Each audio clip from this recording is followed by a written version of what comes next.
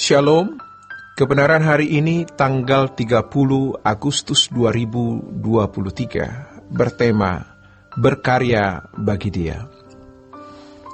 Di dalam kekristenan tidak ada standar ganda. Kita hanya memiliki satu standar, yaitu kehidupan Yesus, cara berpikir dan gaya hidupnya yang harus dikenakan oleh semua orang Kristen.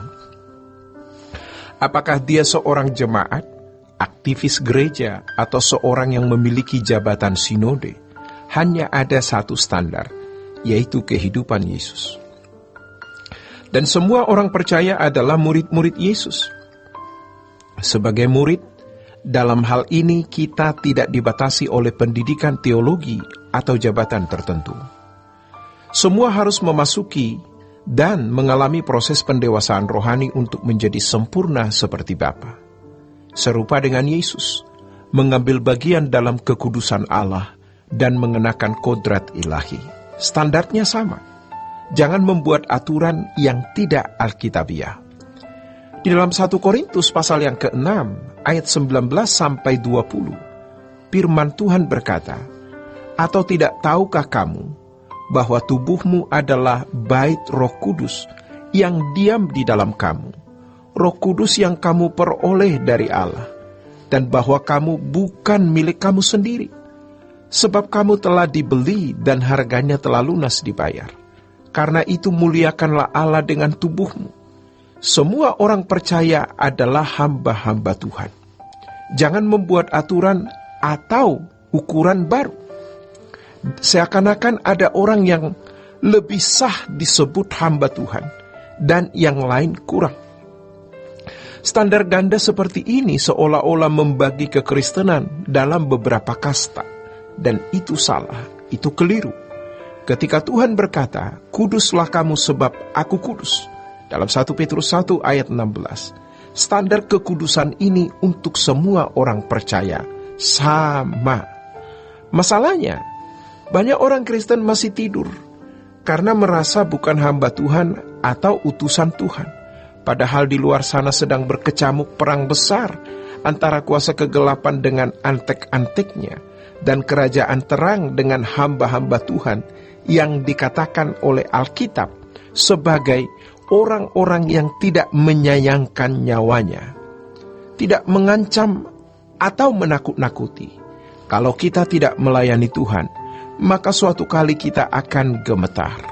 Kita tidak berguna di kerajaan surga atau di kekekal.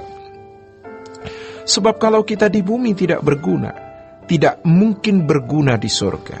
Jangan anggap murah dan remeh Tuhan.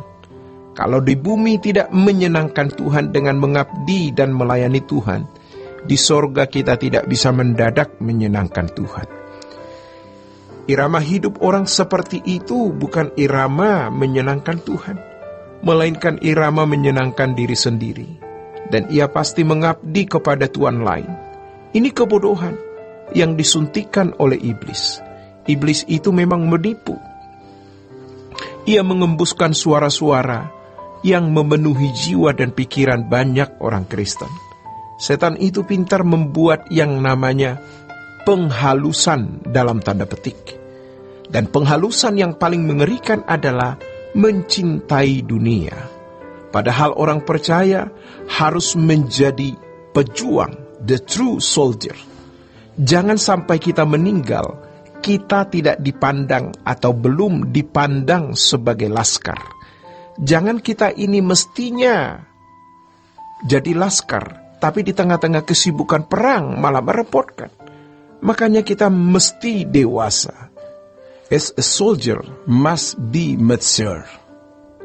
Ingat, hanya orang yang bertumbuh dewasa yang bisa menderita, yang merasakan sakitnya menyangkal diri, meninggalkan kesenangan dunia, menjadi anggur yang tercurah dan roti yang terpecah, belajar menyangkal diri, tidak membalas kejahatan dengan kejahatan, meninggalkan nafsu-nafsu daging, tidak mengucapkan kata-kata sembarangan. Kalau kita bisa sampai di tingkat menderita ini, pasti kita dimuliakan bersama dengan Yesus. Namun tidak banyak orang Kristen yang sampai di tingkat bisa menderita. Jadi, Sebelum terlambat, mari kita bertobat dan mengejar ketinggalan kita untuk memenuhi apa yang menjadi bagian kita. Semua kita adalah laskar. Coba kita renungkan, betapa banyak orang yang hidupnya susah, ekonominya susah, makan pun susah. Banyak orang menderita. Dan yang paling mengerikan, mereka tergiring menuju kegelapan abadi. Lalu, apa yang harus kita perbuat? Tentu kita tidak bisa menolong semua orang, tetapi kita bisa berkarya untuk membuat sebanyak mungkin orang terhindar dari api kekal. Inilah beban Tuhan Yesus. Kalau kita belum punya beban, kita tidak berperang melawan kuasa kegelapan. Kalau kita bertumbuh dewasa, maka beban itu akan kita rasakan. Dan dari sakitnya menyangkal diri ini Tuhan akan melatih.